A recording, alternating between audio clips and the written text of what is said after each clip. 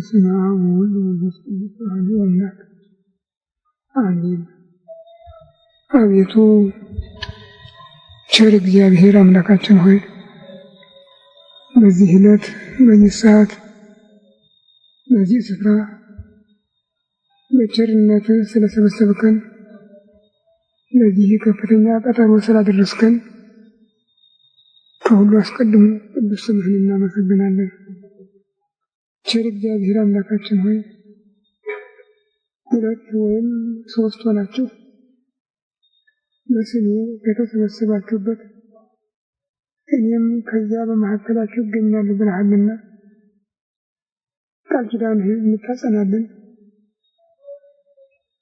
በመካከላችን እንድትገኝልን ስብሰባችንን እንድትባርክልን ልናውቀው የሚገባንን የሚጠቅመንን እንድታስተምረን አይምሯችን ሊሸከመው ሊመረምረው ሊረዳው የሚችለው ምስጢር እንድትገልጽልን ቅዱስ መንፈስህን እንድታሳድርብን ሀገራችን ኢትዮጵያን ኦርቶዶክሳዊ ተዋሕዶ ቤተክርስቲያናችንን ክርስቲያን ሕዝብህን በቸርነት እንድታስብልን መዓቱን በምህረት ቁጣውን በትዕግስት እንድትመልስልን ይህንንም የጀመርነውን ጾም ተቀብለህ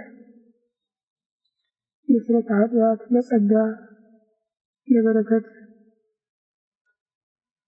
ለሰው ልጆች ሕይወት ለሕሙማን ፈውስ ለሙታን መጽደቂያ ለሀገር መጠበቂያ እንድታደርግልን እንለምንሃለን እንማልድሃለን።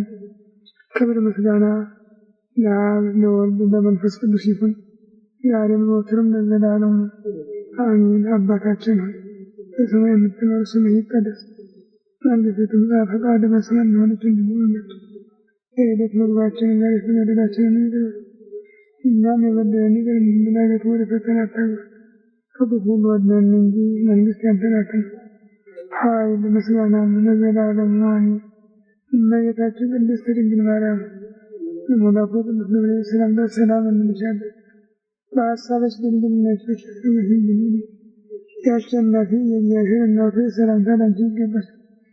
ከሴቶች ሁሉ ተለይተሽ አንቺ የተባረክሽ ነሽ፣ የማኅፀንሽ ፍሬ ኢየሱስ ክርስቶስ ምስጉን አምላክ ጸጋን የተሞላሽ ደስ ይበልሽ፣ እግዚአብሔር ከአንቺ ጋር ነውና ከተወደደ ልጅሽ ከጌታችን ከመድኃኒታችን ከኢየሱስ ክርስቶስ ምሕረትን ለምኝልን ኃጢአታችንን ያስተሰርይልን ለዘላለሙ አሜን። ኦ እግዚእ ኢየሱስ ክርስቶስ በከመ በሳይልከ ወምሕረትከ ስረይ ኃጢአቴ ወኃጢአተ ኩሉ ሕዝብከ። ጌታዬ ኢየሱስ ክርስቶስ ሆይ እንደ ይቅርታህ እንደ ቸርነትህ ብዛት የእኔንም የሕዝብህንም ኃጢአት አስተስርይ። በማወቅ ባለማወቅ በማሰብ በመስራት በመናገር የተፈጸመውን ሁሉ ይቅርታ እግዚአብሔር ይባርክልን።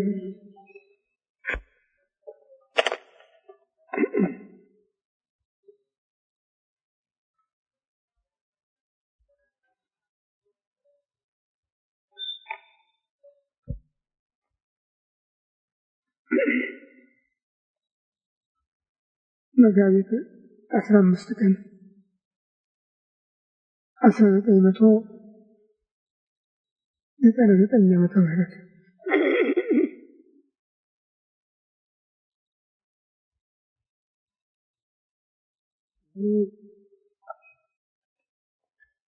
በጾማችን 6ኛውን ሳምንት ጨርሰን ወደ 7ኛው ሱባዔ ነገ እንገባለን።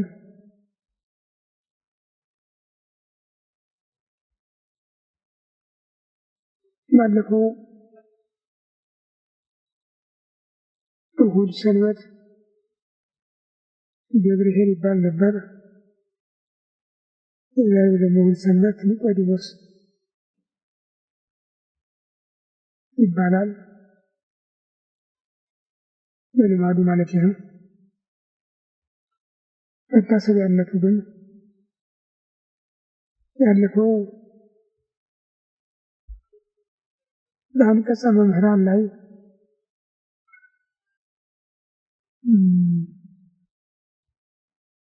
ሰዎች የየግላቸው በተሰጣቸው አደራ በተሰማሩበት መስመር የተቀበሉትን ከስራ ላይ ማዋል እንደሚገባቸው እንደታዘዙ የፈጸሙ ባለዋጋ እንደሆኑ ያልፈጸሙ ደግሞ ቅጣት እንደሚጠብቃቸው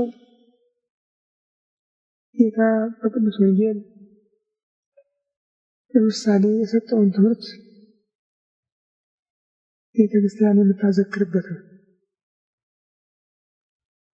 የእግዚአብሔር በጎ አገልጋይ ይባላል።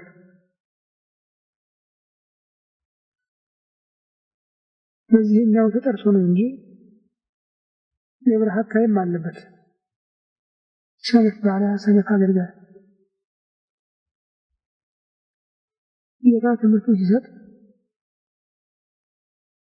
3 መደብ ሰጥቶታል። ወደ ሩቅ አገር የሚሄድ ነጋዴ ከቤተሰቦቹ 3ቱን ጠርቶ ለአንዱ 5 መክሊት፣ ለሁለተኛው 2 መክሊት፣ ለሶስተኛው 1 መክሊት ሰጥቶ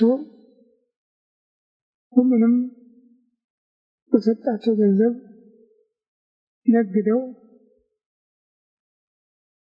በሚመለስበት ጊዜ ዋናውን ከነትርፉ እንዲያስረክቡት አዝዟቸው ሊሄድ እና ሲመለስ ተቆጣጠራቸው። የታለ የሰጠኋቸው ገንዘብ አላቸው። ባለ 5ቱ 10 አድርጎ ባለ 2ቱ 4 አድርጎ አቀረበ። ባለ 1 ግን በጨርቅ ቋጥሮ ቀብሮ ቆይቶ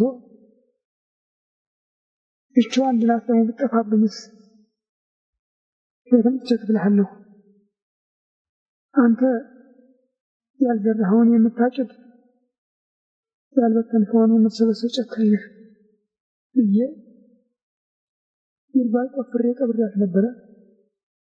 ገንዘብ ይሄው አለው። ባለ 5ቱ 10 አድርጎ በማቅረቡ ባለ 2ቱ 4 አድርጎ በማቅረቡ አመስግኖ በታማኝነታቸው የሚገባቸውን ክብር ሲሰጣቸው፣ ባለ 1ን ግን የማሰራበት ከሆነ ወዲያውኑ ለገንዛ ቤት የመመለስ ነበረብህ። አሁን ግን አወዝነው ስለቆየህ አንተም ተናገርከው ያልዘራኸውን የምታጭድ ያልበተንከውን የምትሰበስብ ጨካኝ ነህ ብለኸኛልና እንደተናገርክ እፈርድብሃለሁ ብሎ ረጅም ስቃይ ጥርስ ማፋጨት ባለበት በጨለማ ስፍራ እንዲጓዝ አዘዘ ይላል። ይህ እንግዲህ የትምህርት፣ የሀብት፣ የጉልበት ስጦታ የተሰጣቸው ሰዎች አሉ። በዚህ ባገኙት ስጦታ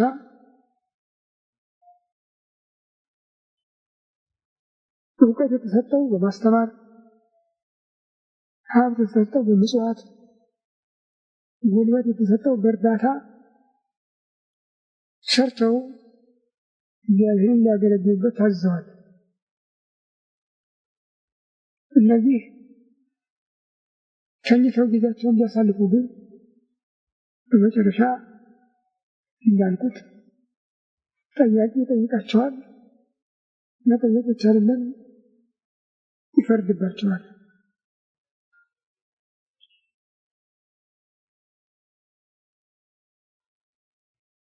ከሁሉም ይሄ አንቀጸ መምህራን ነው። የመምህራን ክፍል ነው። መምህራን ያስተምሩ የሚገባቸው ከሆኑ በኋላ ምክንያት እያበዙ ሳያስተምሩ ቢቀሩ ወይም ትምህርቱን ቢያጣምሙ በስንፍና ቢያሳልፉት እነሱ ለምዕመናን በፈጸሙት በደል ይጠየቃሉ። ሐዋርያው ቅዱስ ጳውሎስ ቤተክርስቲያን እግዚአብሔር በደሙ የዋጃትን ቤተክርስቲያን ልትጠብቁ አደራ የሰጣችሁ ጳጳሳት ለመንጋውና ለራሳችሁ ተጠንቀቁ። እኔ ከሄድኩ በኋላ ለመንጋው የማይራሩ ተኩላዎች ይመጣሉ፣ ከመካከላችሁም የማይጠቅም ትምህርት የሚያስተምሩ ይነሳሉ ብሎ አደራውን ሰጥቶ ማስጠንቀቂያውን ሰጥቶ ሄዷል። ጌታም ሐዋርያቱም ይህንን ነገር እየደጋገሙ ተናግረዋል። ታዲያ በአሁኑ ጊዜ ያለው ግን የቤተክርስቲያን መሪዎች ቤተክርስቲያን እያፈረሱ ነው። ቀደም ሲል በነበረው ጊዜ ቤተክርስቲያንን የሚታገሉ የሚቃወሙ ስጋውያን ኃያላን የስጋዊ ኃይሎች ነበሩ። በአሁኑ ጊዜ ግን የቤተክርስቲያን ሰዎች ነን ባዮች ናቸው በየዘርፉ በየክፍሉ ቤተክርስቲያን እያፈረሱ ያሉትና አሁን አፍርሰው ጨርሰው ቤተክርስቲያን የምትባል እዚህ አለች ከማትባልበት ደረጃ ደርሳለች። ወሬው ካልሆነ በስተቀር ቤተክርስቲያን አለች ብሎ መናገር አይቻልም። የፖለቲካ ቤተክርስቲያን ብቻ ነው ያለችው። የፖለቲካ ድርጅት ብቻ ነው ያለው። በቅዱሳት መጻሕፍት የተነገረው ሃይማኖት አንድ ነው፣ እግዚአብሔር አንድ ነው፣ ጥምቀት አንዲት ናት፣ ቤተክርስቲያን አንዲት ናት የሚል ነው። አሁን ግን ከቁጥር በላይ የሆነ ነው። ሃይማኖቱም ጥምቀቱም ቤተክርስቲያኑ እና መቻቻል ተብሏል። እውነቱ እየጠፋ በጓደኝነት የደቦ ነው የተያዘው። በዚህ ሁኔታም ለረጅም ጊዜ በሕገ ልቡና በሕገ ኦሪት በሕገ ወንጌል ትምህርቷን እያሻሻለችና እያሳደገች የመጣችው ቤተክርስቲያን የኢትዮጵያ ኦርቶዶክስ ተዋሕዶ ቤተክርስቲያን ዛሬ ጭራሹን ከመሰረቱ ተነቅላ ምልክቱ እንኳን የጠፋበት ወራት ነው ማለት ይቻላል። ለዚህ ደግሞ አንድ ሕግ ወቃሽ ማድረግ አንችልም፣ ሁላችንም ነን። ያም ሆኖ ይህንን ካለመጠበቃችን የተነሳ ትልቅ ችግር እየተደቀነብን ነው። ሌላው በሰባተኛው ሱባኤ መግቢያ ኒቆዲሞስ የምንለው በጊዜው ከነበሩት የአይሁድ ሊቃውንት በመጀመሪያ ጌታን ያነጋገረ ሊቅ ነው። ጌታን የተቀበለ ሊቅ ነው። አይሁድ ሲከራከሩት እንደውም ለመሆኑ ኦሪት ቢሆን በደል ያልተገኘበት ሰው ይኮንናል እያለ ቀወማቸው ነበር። መምህር አንተ ከእግዚአብሔር እንደሆንክ እናምናለን፣ አንተ የምታደርገውን ታምራት ሊያደርግ የሚችል የለምና እግዚአብሔር ከእሱ ጋር ከሆነ በቀር አለው። ጌታ ግን ልክ ነህ አላለም። ምክንያቱም ሊቁ ሊያውቀው የሚገባው ሌላ ነገር ነበረ። ስለዚህም እውነት እውነት እነግርሃለሁ ዳግመኛ ያልተወለደ የእግዚአብሔርን መንግሥት አያይም ነው ያለው። አሁን አይምሮን ሳበው። ምን ማለት ነው አለ። ሰው ካደገ በኋላ እንደገና ወደ እናቱ ማህፀን ይገባል? ሊወለድስ ይችላል አለ። ይህንን ጠየቀው። ጌታ ግን ስለዚህም አልተከራከረም። አሁንም እውነት እውነት እነግርሃለሁ ከውሃና ከመንፈስ ያልተወለደ ወደ እግዚአብሔር መንግሥት ሊገባ አይችልም። ነፋስ ወደ ወደደው ይነፍሳል፣ ድምፁን ትሰማለህ፣ ከየት እንደሚመጣ ወዴት እንደሚሄድ አታውቅም። ከመንፈስ ቅዱስ የሚወለዱት ልደትም እንዲሁ ነው። ከሥጋ የተወለደ ሥጋ ነው፣ ከመንፈስ የተወለደ መንፈስ ነውና አታድንቅ ብሎ ከዚህ አያይዞ በአንዱ በእግዚአብሔር ልጅ ስም ያላመነ ሁሉ እንደሚፈረድበት አስተምሮታል። ይህም ስለ ጥምቀት ሰው ካልተጠመቀ ከውሃና ከመንፈስ ቅዱስ ሀብት ካላገኘ ወደ እግዚአብሔር መንግሥት የማይገባ መሆኑን፣ በክርስትና የሚገኝ ልደት ደግሞ በጥምቀት የሚገኝ መሆኑን የሚያስተምር ነበር። እሱም በሙሉ ጊዜው ሲከራከር ቆይቷል። ኋላም በዕለተ መስቀል ዮሴፍ የጌታን ሥጋውን ከመስቀል አውርዶ በሚገንዝበት ጊዜ 100 ወቄት ሽቱ ይዞ መጥቶ አብሮት የገነዘ እሱ ነው። ሌሎች ግን የሚለው ቀርቦ በፍርድ ላይ ወደቁ። ውጭ ያሉት ብቻ አይደሉም፣ ከገቡትም እነዚያ ወጡ። ይህም እንግዲህ ቅድም እንዳልኩት በተሰጠው አለመጠቀም ነው። ቤተክርስቲያናችን በስሙ አሉ እንባላለን፣ ነገር ግን ቤተክርስቲያናችንን አላገለገልንም፣ አገሪቱንም እየጎዳናት ነው። ይሄ ደግሞ በመጨረሻ ጊዜ ፍርድ እንደሚያስከትል ጌታም ሐዋርያቱም ተናግረዋል።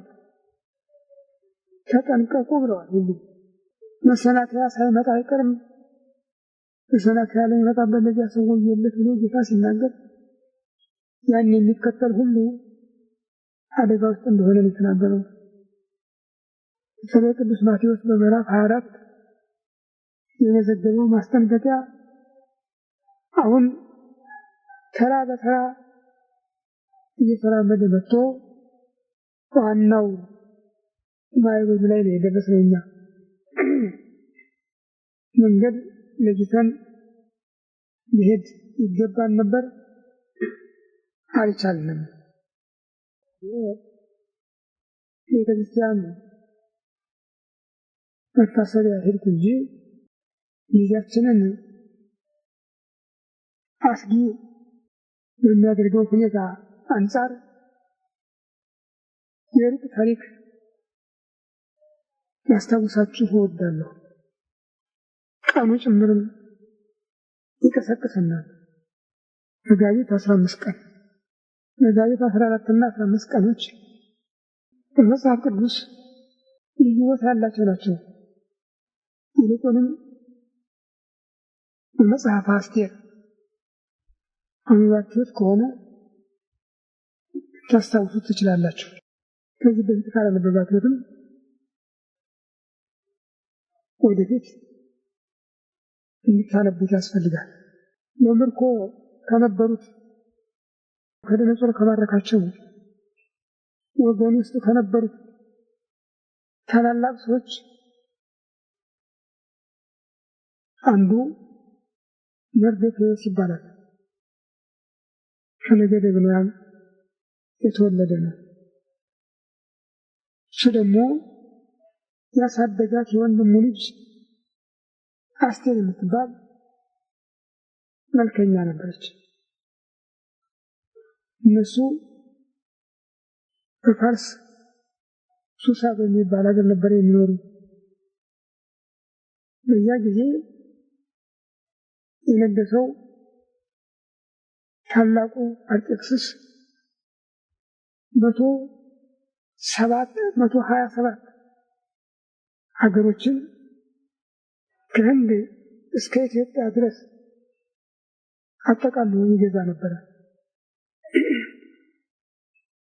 እና ናቡከደነፆር ማረካቸው እስራኤላውያን ሁሉ ልጅ ልጆቻቸው በዛ ውስጥ ይኖሩ ነበር።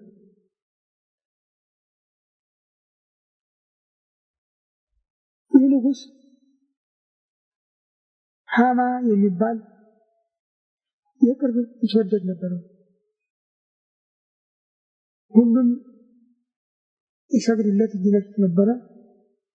መርዶክዮስ ግን ለፍጡር መስገድ አይቻልም ብሎ እጅ አይነሳውም ነበር። በዚህም ብዙ ጊዜ ይበሳጫል። ቢሆንም መርዶክዮስ በቤተ መንግስቱ ግቢ ተራ ስራ ከሚሰሩት ሰራተኞች አንዱ ነበር። አላባረረውም፣ በዛው ይኖራል። አንድ ቀን ህልም አየ። ሁለት እባቦች ይታገላሉ፣ ይጮሃሉ። የሚሰማቸው ሁሉ ይጨነቃል። በዚህ ላይ ያለ አንዲት ትንሽ ምንጭ ትፈልቃለች። ያቺ ደግሞ ታላቅ ጅረት ትሆናለች። በላይዋ ደግሞ ፀሐይ ይወጣባታል። በዚህ ላይ ያለ ነቃ።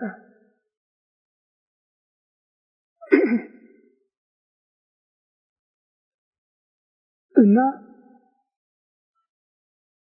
ሆኖም በዚያ በቤተ መንግስት ውስጥ ይሰራ ስለነበረ ሁለት የንጉሱ የቅርብ ባለሟሎች ታራና ገበታ የሚባሉ ንጉሱን ለመግደል ሲያደሙ ሰምቶ ለንጉሱ ነገረው። ንጉሱ እነሱን ቀጥቶ አሳምኖ ቀጥቶ ታሪኩን በማስታወሻ አስቀመጠው።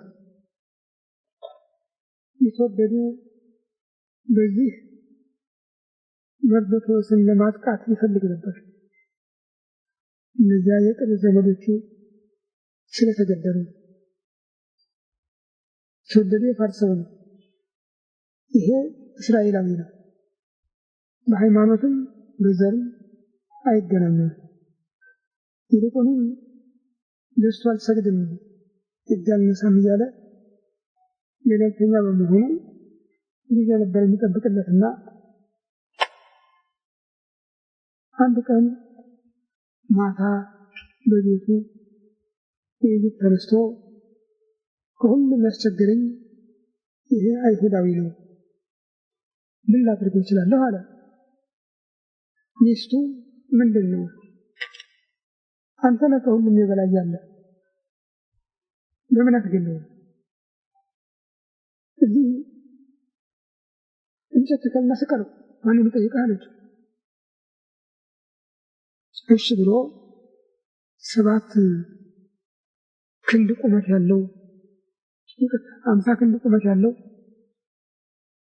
ግንድ ተክሎ ጠዋት ከንጉሱ ሊያስፈቅድ ወደ ቤተ መንግስት ይሄዳል። በዚያች ሌሊት ግን መንፈስ እግዚአብሔር ነዋመ እማይነ ንጉስ ይላል። እግዚአብሔር እንቅልፍ ከለከለው እና ማስታወሻውን ያገላበጠ ሲመለከት መርዶክዮስ ያደረገለትን አገኘ። እንግዲህ እያለ ሲያደንቅ ሃማ መጣ። ማነው ውጭ የሚነጋገር አለ። ሃማ ነው አሉት። ባቡር ካለ ገባ። እንደገባ ንጉሱ ጥያቄ አቀረበ። ሃማ አለው፣ ንጉሥን ከሞት ላዳነ ብዙ ውለታ ለዋለ ሰው ምን ሊያደርግለት ይገባል አለው። ሃማ የቅርብ እኔ ብቻ ነኝ በማለት እንደዚህ ያለ ሰው ከተገኘማ የንጉሱን ልብሰ መንግስት አልብሶ ዘውዱን በራሱ ላይ አስጭኖ ህልቀት ወርቁን አስይዞ በንጉሱ ፈረስ ላይ አስቀምጦ ከተማውን አዙሮ ንጉሥ ለሚወደው ንጉሥን ለሚያከብር ይህ ይደረግለታል ብለው ሊያውጁለት ይገባል አለው። በል እንግዲህ ከዚህ ከተናገረው ሁሉ አንድም ሳታስቀር ለመርዶክዮስ ልትፈጽምለት አለው። ያንን በግዱ ሳይወድ ፈጸመ። አሁን የመርዶክዮስ እድገት እየቀጠለ መጣ። ከሱ ቀደም ሲል ግን ከይስራ ማለት ነው ንጉሡ ሰፋ ያለ ቀን ልጅ በማግባት ላይ ነበር እና አንድ ቀን ደስ ስላለው ንግሥቲቱ አስጢን ትባላለች። እሷን በበኩሏ ለሴቶች ልጅ አደጋለች። ጥሯትና እዚህ በጎን ትቀመጥ የከየልት ልትላት በዚህ በ127 አገር ያሉ መሳፍንት መኳንንት ታላላቅ ሰዎች እንዲያወጥ ፈልጋለሁ ብሎ ይልክባት እንዲህ ብላ ቀረች። እሱም በዚህ አዘነ። ነገሩ እየተፋፋመ ሄዶ ፍርድ ይደረግባት ተጠየቀ። ብዙዎች መሳፍንቱ መኳንንቱ ያንተ ሚስት አንተን እንዲህ ብላ ከቀረች የእኛ ሚስቶችማ ምን ሊያደርጉ ነው? ሽሮ ጠብሶ የሚሰጠን ማናገኘ። አሁን አንድ ውሳኔ መደረግ አለበት ብሎ አቀረቡት። ባለሟሎቹ እንዴት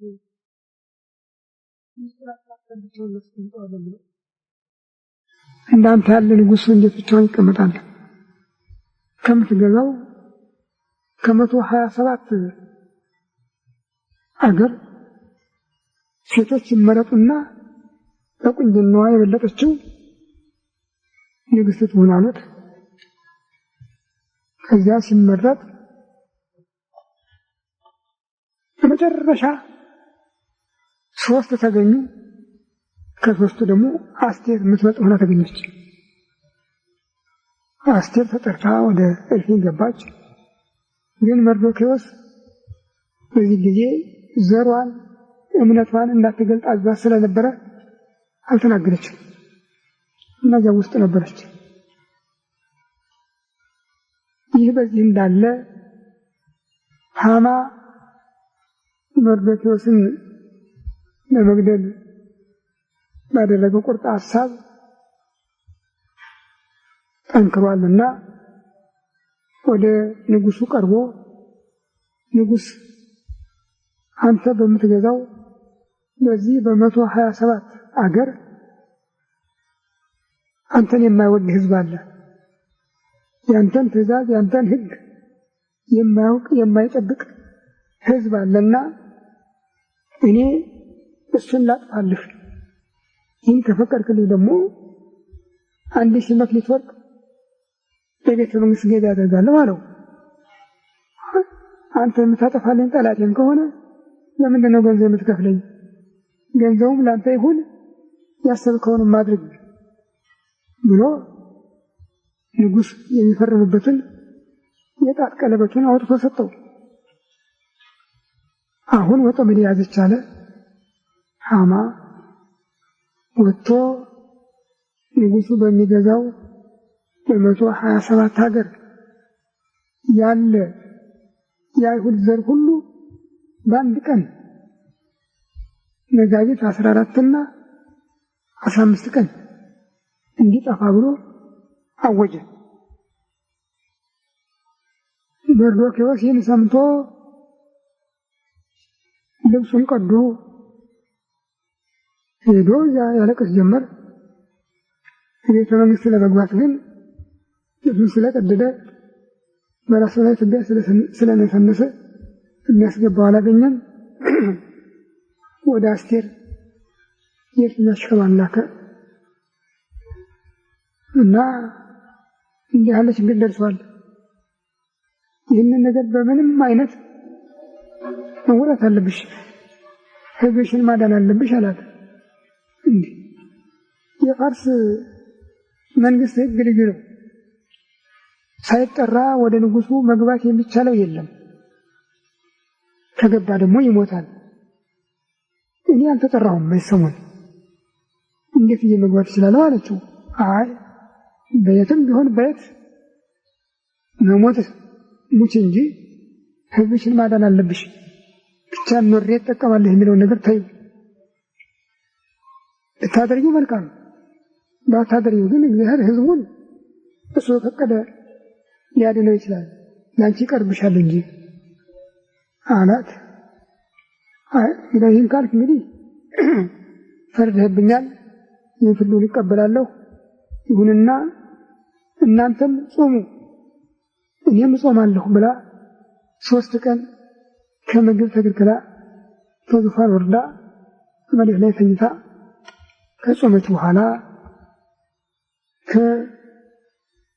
ከደንገጥሮቿ 2ቱን መርጣ አንዷን በፊት አንዷን በኋላዋ አስከትላ ሄደች። ንጉሡ በታላቅ ግርማ ሙሉ ልብሱን ዘውዱን ተቀዳይቶ ዙፋን ቁጭ እንዳለ ስትገባ ሻያት በቃ ተብረከረከችና ወደቀች፣ እንደሞተች ነች። እሱም ደነገጠ። እግዚአብሔር ግን ወደ ርኅራኄ ስለመለሰው ከዙፋኑ ተነስቶ ወርዶ አቅፎ አረጋጋት። አሁንም እየተመለሰች አስቸገረች። በግድ አጽናንቶ በሕጋቸው ንጉሡ በወርቅ ዘንጉ የዳሰሰው ነው ከዚያ ሞት የሚያመልጥ እንጂ በቀራ ንጉሡ አይቶት የሚድን የለም። እንዲህ ያደረገላት ዳነች። እኮ ለምን ነበር የመጣሽ አላት። አይ ዛሬ አልነግርህም፣ ዛሬ የምነግርህ ግብዣ በቤቴ አዘጋጅቻለሁ። ግብዣውም በግብዣው ላይ የምትገኙ አንተና ሃማ ብቻ ናችሁ፣ እዚያ ነው የምነግርህ አለችው። እሺ አለ። ሃማን ጠሩት አለ። ሄዱ፣ በሉ፣ ጠጡ። በመጨረሻ ታዲያ ሰውስ ምንድን ነው አላት። ነገ ደግሞ ነገ ነው እንጂ ዛሬ አይደለም አለችው። በማግስቱ ተቀጠሩና ሄዱ። ማታ ሃማ ቤቱ ገብቶ ንጉሥ ከኔ በቀር በዚህ ሀገር የሚያከብረው የለውም፣ ንግሥቲቱን ብትሆን ንግሥቲቱ እንኳን ዛሬ ለንጉሥ ባደረገችው ግብዣ እኔም ብቻ ነኝ የጠራች፣ ማንንም አልጠራችም እያለ ሲዋራ፣ ታዲያ ይህን ሁሉ ክብር ይዘህ መርዶክዮስ አስጨነቀኝ ትላለህ፣ ለምን ሐሳብህን አትፈጽምም ብለው ያቅድም የነገሯቸውን ውሳኔ ወሰኑ። እሱም አድርገዋለሁ ባለበት ቀን ያሰቡ ሳይሳካ መርዶክዮስ አደገ እና ግን ቢሆንም የንግሥቲቱን ግብዣ መቃወም አልቻለም። በሰዓቱ ተገኘ። ንጉሡ አሁንም በምንድን ነው የጠየቅሽ? ጥያቄሽ ምንድን ነበር አላት። አይ እንግዲያው ንገሪኝ ካልከኝ እኔና ወገኖቼ በመንግስትህ ሞት ተፈርዶብናል። ምን አደረግን? ጉዳዩን አንተ አታውቀውም፣ ግን ሞት ተፈርዶብናል፣ ቀን ተወስኖብናል አለችው። ይህን ያደረገ ማን ነው አላት። ጥንተ ጠላታችን ሃማ ነዋ፣ አማሌቃዊው ሃማ ነው አለችው። ሃማ ደነገጠ። ንጉሡ መልስ ሳይሰጣት ወደ ጓሮ ገብቶ ቆየ።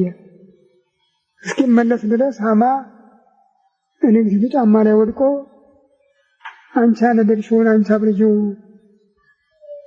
እባክሽ እያለ ሲለምን ንጉሡ ገብቶ ሲያየው ጫማዋን ታቅፏል።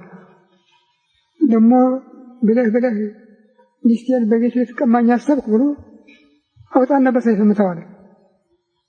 አይ አላጠገቡ የቆመው ባለሟል ከሆነ ከተፈቀደ መርዶክዮስን ሊሰቅል ያዘጋጀው እንጨት አለ፣ እዚያ ላይ ሄድና ይሰቀላለሁ። ወዲያውኑ ሄዶ ለመርዶክዮስ ባዘጋጀው ወጥመድ እሱ ገባበት። እንግዲህ ነገሩ እንዲህ ሆነ። ግን ወረቀቱ ተበትኗል። አዋጁ በሞላው በ127 ሀገር ተበትኗል። መጋቢት 14 ቀን እስራኤል ሊጠፉ ተብሏል። ለዚህ መድኃኒቱ ምንድነው አለችው። አይ አሁንማ እንግዲህ ስልጣኑን ላንቺና ለመርዶክዮስ ሰጥቻለሁ፣ የማኅተም ቀለበቴንም ሰጥቻችኋለሁ፣ የዚያን ማፍረሻ ጽፋችሁ በቶሎ ላኩ አለ። የማን ማፍረሻ ጽፈው ላኩ። ይጠፋሉ በተባሉበት ቀን መጋቢት 14 ቀን በየጠቅላላው በየደረሱበት ሁሉ የንጉሱ የድህነት አዋጅ ደርሶላቸው መጋቢት 14 15 ጠላቶቻቸውን አጥፍተው እነሱ የዳኑበት ቀን ነው።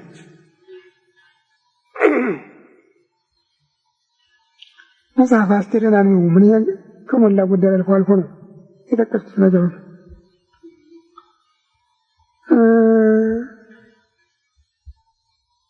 እኔን የሚያሳስብኝ አሁን የአስቴር ቃል ነው። በይነምንት ተሰጥነ አነ ወሕዝቤ ወኮነ ለሞት፣ እኔና ወገኖቼ ለምን ተሸጥን፣ ለምን ለሞት ተላልፈን ተሰጠን ስትል ያቀረበችው ጥያቄ ነው። በአሁኑ ጊዜ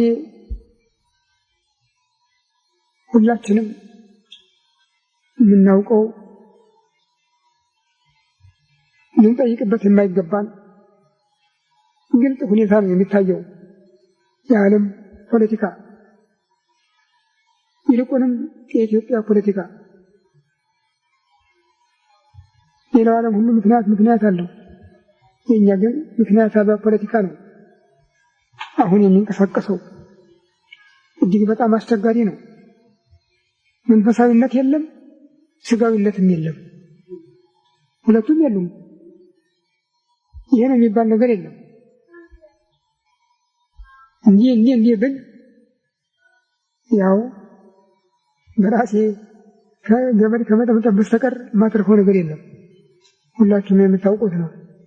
ያለንበት ሞት አፋፍ ላይ ነው። የሃይማኖት ወራሪዎች ፖለቲካውን ተገን አድርገው ይህንን ኦርቶዶክሳዊ ክርስቲያን የሚባለውንና ቤተ ክርስቲያኑን ለማጥፋት እየታጠቁ ነው፣ እየተዘጋጁ ነው። የኛዎቹ ደግሞ ጉልበቱ ጠፍቷል፣ እንዳልነበር ሆኗል። በጉልበት መከላከል አይቻልም። ያቀርቶ ማረን እግዚኦ መሐረነ ክርስቶስ ማለት እንኳን ተከልክለናል። ይህን እንኳን አተናል። ማረን ማለት እንኳን እየተገረፍን ማልቀስንም ተከልክለናል። ይህንን የሚያደርገው ደግሞ መንግስት አይደለም እንደ እውነቱ ከሆነ። ስለዚህ መንግስት የሚወቀስበት አይደለም፣ የሚታማበትም አይደለም። ካህናት ናቸው ይህን ስራ የሚሰሩት። የቤተ ክርስቲያኒቱ አባቶች ናቸው ይህን ስራ የሚሰሩት።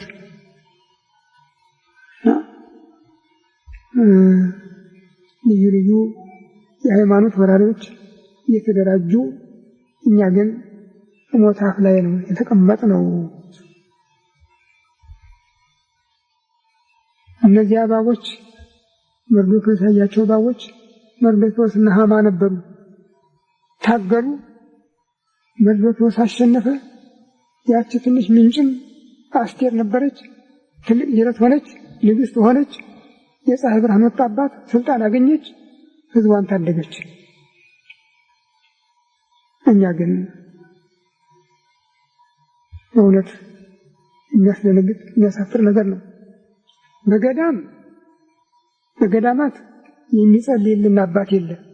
በአድባራት ደፍሮ የሚያስተምር የሚናገር ሊቅ የለ። በቤተ ክርስቲያን ዕጣን መስዋዕት የሚያሰርግ ካህን የለ። ሁሉም ያጣንበት ጊዜ ነው እና ይህች ሀገር ከዓለም በፊት እንዳጠፋ የሚያሰጋ ነው በእውነት። አሁን እንደ አስቴር 40 ቀን አይደለም 50 ቀን አይደለም 3 ቀን የሚጾም ብናገኝ ይበቃ ነበር። 3 ቀን ለመርዶክዮስ በትኛሽከባ በኩል የላከችው መልእክት በሱሳ ከተማ ያላችሁ አይሁድ ጾሙልኝ፣ እኔም ድንገጥሮችም ከእናንተ ጋር እንጾማለን ያለችው እና አሁን እኛ በአባጃችን ነው የቀረነው። ቀኑ ስላስታወሰኝ ነው ያነሳው የፈለኩኝ እና መጋቢት 14 መጋቢት 15 ይጠፋሉ በተባሉበት ቀን እግዚአብሔር ምሕረት አደረገላቸው። ሰዎች ፊታቸውን ወደ እግዚአብሔር ከመለሱ ምሕረት ከጠየቁ እግዚአብሔር ምሕረት ለማሉ ነው። በተለይ በኢትዮጵያ ይሄ የነበረ ስንቅ ነው። ኢትዮጵያ ከጊዜ ወደ ጊዜ በተለማመደችባቸው ጊዜ ሁሉ ምህላ መያዝ የኢትዮጵያ ስንቅ ነው። መልስ ማግኘትም የእግዚአብሔር የቸርነቱ ምጽዋት ነበረ። አንድ ቀንም ቤተክርስቲያን ካህናትና ምዕመናን አንድ ላይ ተገኝተው ስዕለ ማርያም መስቀል አቅርበው ያደረጉትን የምህላ ጸሎት እግዚአብሔር አልቀበልም ያለበት ጊዜ የለም። አሁን ግን ይህ እንዳይደረግ ነው የያዝነው እኛ ሁላችንም። እስኪ እግዚአብሔር አይምሯችንን ወደ ልቡና ወደ ማስተዋል እንዲመልሰውና ይቅር በለን ለማለት እንዲያበቃን ሁላችንም ፊታችንን ወደ እሱ እንመልስ እና እንጸልይ ነው የምለው።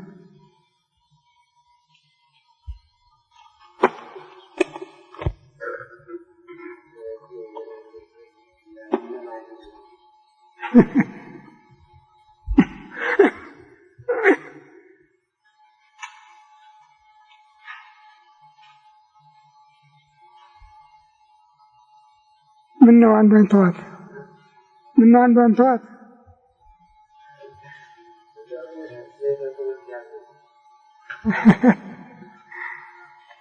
የምትቀድመው እኮ ያይቱ ናት። የምትቀድመው እመኒ ዓይንህ ከዘየማን ናት። በቀኝ ዓይንህ ምክንያተ ስህተት ሆና ብታስቸግርህ አውልቀህ ጣላት የሚል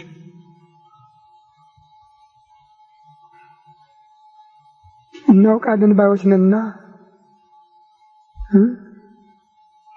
እናውቃለን ባዮችን ተከትሎ ሰው ገደል እንዳይገባ እኛ ምክንያት ስህተት የምንሆንበት ከሆነ እኛን ትቶ የራሱን መንገድ እንዲከተል ያዘዘ ጌታ። እናውቃለን ባዮች ካህናት፣ መምህራን፣ ሊቃውንት እነሱ ናቸው። ዓይን፣ እጅ፣ እግር ካህናት አየንት ይሁን እግዚአብሔር የእግዚአብሔር ዓይኖች ናቸው እናንትሉ የለም። ታዲያስ የእግዚአብሔር ታዲያ እውር ዓይን ያስፈልገዋል?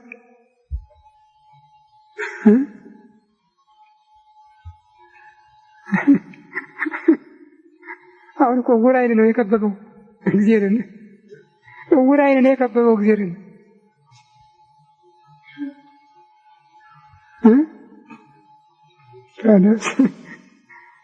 ስለዚህ ክርስቲያን ነን ባዮች ነን። ይችን ቤተክርስቲያን ይችን ሀገር ያጠፋናት ምን አለበት እንዴ? ቤተክርስቲያን ለልማት ብለን አውጀን፣ ቤተክርስቲያን ለትምህርት፣ ቤተክርስቲያን ለጸሎት፣ ቤተክርስቲያን ለጾም ለትሩፋት መሆኑ አቀርቶ ለልማት አዎ ፎቁ ተሰራ፣ ዙሪያውን ማን የገባበት አትነግሩኝም? ማን የገባበት? እንደሱ ነው። ታዲያ በቤተክርስቲያን እኮ ሁለታችንም አንድ ላይ ነው የምንሰግድ ማለት ነው።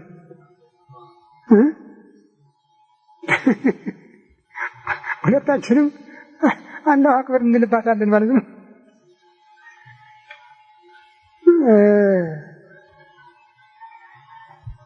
ይሄ ነው መሰናክል ሳይመጣ አይቀርምና መሰናክል ለሚመጣበት ለያ ሰው ወዮለት። ለዚህ እናንተ ጥንቃቄ ማድረግ አለባችሁ ነው ያለው። አቅፈነው ነው የቆምነው።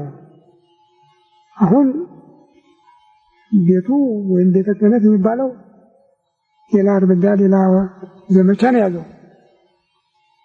ህዝበ ክርስቲያኑም አብሮ አቅፎት እየዘፈነ ነው። ጥፋቱ ግን በቤተክርስቲያን በአገሪቱ ላይ አስጊ ሁኔታ ላይ እየደረሰ ነው።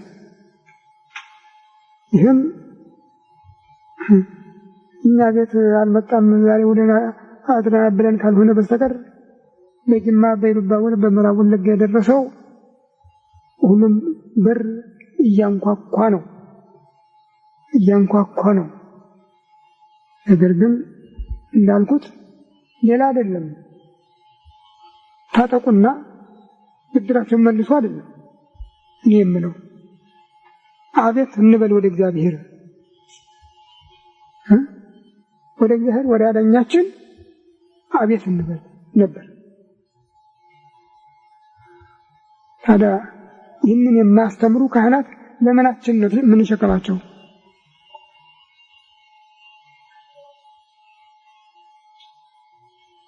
ሁሉ ከመንገድ ውጭ ነው የሚሄደው የሚጮኸው። መንገዱን ጠብቆ አይሄድም። ባይታዊ ይመጣል፣ ሰውነቱን ይገርፋል፣ ደረቱን በድንጋይ ይደበድባል፣ ያቆሳል፣ ያደማል። አልተጠየቀም። እግዚአብሔር እንዲህ አድርጎ አላለም። አልተጠየቀም። ከሆነ ባለበት ሆኖ አቤቱ ይችን ሀገር ይቅር በላት ቢል ጸሎቱ ፊት ለፊት ሰንጥቆ እግዚአብሔር ፊት ይደርስ ነበር። ይሄ የኛ አይደለም። የኤልዛቤል ካህናት በነቢዩ ኤልያስ ፊት መስዋዕታቸውን አቅርበው ሲማጸኑ ያ ዝም ቢላቸው በሰይፋቸው ይፈቁ ባለንጋቸው ይገረፉ ነበር ይላል። ደም እስከሚፈሳቸው ድረስ ሰውነታችን ሳይቀር ሰዋልን ለማለት። ዛሬም እንደዚህ አይነት ነገሮች አሉ በእኛ ቤተክርስቲያን የሚታዩ። በድንጋይ ደረታቸውን የሚደበድቡ፣ በገመድ ሰውነታቸውን የሚገርፉ። እግዚአብሔር አላለም እና አሁንስ ይልቅ እየተመካከርን አቤት ወደምንልበት መንገድ ብንመለስ ነው የሚሻለው። በስመ አብ ወወልድ ወመንፈስ ቅዱስ አሐዱ አምላክ አሜን። አቤቱ ቸር እግዚአብሔር አምላካችን ሆይ በዚህ ዕለት በዚህ ሰዓት በዚህ ስፍራ በቸርነትህ ስለሰበሰብከን ለዚህ ከፍተኛ ቀጠሮ ስላደረስከን ስብሰባችንን በሰላም ስላስፈጸምከን ከሁሉ አስቀድሞ ቅዱስ ስምህን እናመሰግናለን። ቸር እግዚአብሔር አምላካችን ሆይ እስከ ዓለም ፍጻሜ እኔ ከእናንተ ጋር ነኝ ብለሃልና እንዳትለየን፣ እንዳትርቀን፣ እንድትታደገን፣ እንድትጠብቀን ከመከራ ሥጋ ከመከራ እንድትሰውረን ሀገራችን ኢትዮጵያን ኦርቶዶክሳዊ ተዋሕዶ ቤተክርስቲያናችንን ክርስቲያን ሕዝብህን በቸርነት እንድታስብልን መዓቱን በምሕረት ቁጣውን በትዕግስት እንድትመልስልን እንለምንሃለን፣ እንማልድሃለን።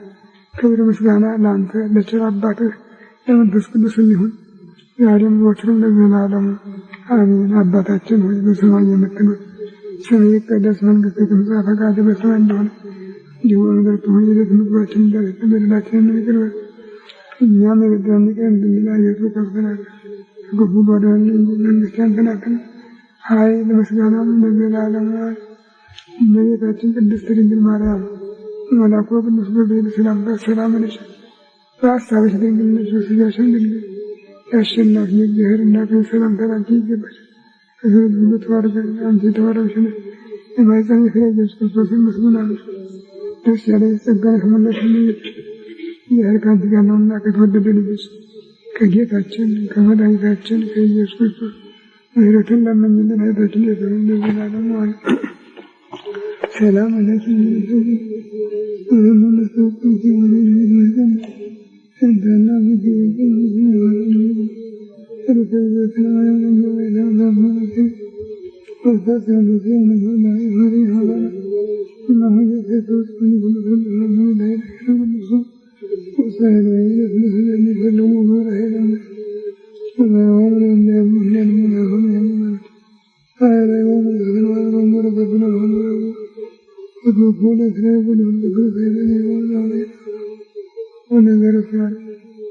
ቸሪቱ አማላጅቱ ማምላክ እመቤታችን ቅድስት ድንግል ማርያም ሆይ ስለ ኃጥአን ሁሉ በአብ በወልድ በመንፈስ ቅዱስ ዙፋን ፊት በምታቀርቢው በአማላጅነትሽ እኛንም አገርሽን ኢትዮጵያንም ቤተክርስቲያንሽንም እንድታስቢልን እንድታማልጅን እንለምንሻለን እንማልድሻለን። ቸሪቱ አማላጅቱ አገሪቱን ርስት ሕዝቧን አስራት አድርጌ ሰጥቼሻለሁ ብለሻል። አባቶቻችን ሁሉ በቃል ኪዳንሽ ተማጽነው በረድኤትሽ ታምነው ነው የኖሩ። ሰአሊ ለነ ቅድስት ብለው ያፈሩ አንድ እንኳን የለም። ሁሉም ሰአሊ ለነ ቅድስት ነበር የሚሉሽ። አንቺም እርዳታሽን አልቀነሽባቸውም፣ ምሕረትሽን አላጎደልሽባቸውምና ዛሬም እንደነሱ ባንሆንም በእነሱ ጸሎት በእነሱ አማላጅነት እኛንም እንድታስቢን በአብ በወልድ በመንፈስ ቅዱስ ዙፋን ፊት እንድታስቢን እንድታማልጅን እንለምንሻለን እንማልድሻለን። ቸር እግዚአብሔር አምላካችን ሆይ በእናትህ አማላጅነት ኃጢአታችንን ይቅር እንድትለን ጸሎታችንን እንድትቀበለን እንለምንሃለን እንማልድሃለን። ክብር ምስጋና ለአንተ ለቸር አባትህ ለመንፈስ ቅዱስ ይሁን ዛሬም ዘወትርም ለዘላለሙ አሜን። አባታችን ሆይ በሰማይ የምትኖር ስምህ ይቀደስ፣ መንግሥትህ ትምጣ፣ ፈቃድህ በሰማይ እንደሆነች እንዲሁ የዕለት ምግባችንን ዛሬ ስጠን፣ በደላችንን ይቅር በለን እኛም የበደሉንን እንደምናየት፣ ወደ ፈተና አታግባን ከክፉ ሁሉ አድነን እንጂ መንግሥት ያንተ ናትና ኃይል ምስጋናም ለዘላለሙ አሜን። እመቤታችን ቅድስት ድንግል ማርያም በመልአኩ ቅዱስ ገብርኤል ሰላምታ ሰላም አለሽ። በሐሳብሽ ድንግል ነሽ፣ በሥጋሽም ድንግል የአሸናፊ እግዚአብሔር እናት ሰላምታ ላንቺ ይገባል። ከሴቶች ሁሉ ተለይተሽ አንቺ የተባረክሽ ነሽ፣ የማኅፀንሽ ፍሬ ኢየሱስ ክርስቶስ ምስጉን ነው። ጸጋን የተሞላሽ ሆይ ደስ ይበልሽ፣ እግዚአብሔር ከአንቺ ጋር ነውና ከተወደደ ልጅሽ ከጌታችን ከመድኃኒታችን ከኢየሱስ ክርስቶስ ምሕረትን ለምኝልን ለዘላለሙ አምላካችን አምላካችን መድኃኒታችን ኢየሱስ የአባቶቻችን ሐዋርያት ከልጅነት ከኃጢአት የተመታችሁት ማኅበሩን የሚናገረን እግዚኦ መሐረነ ክርስቶስ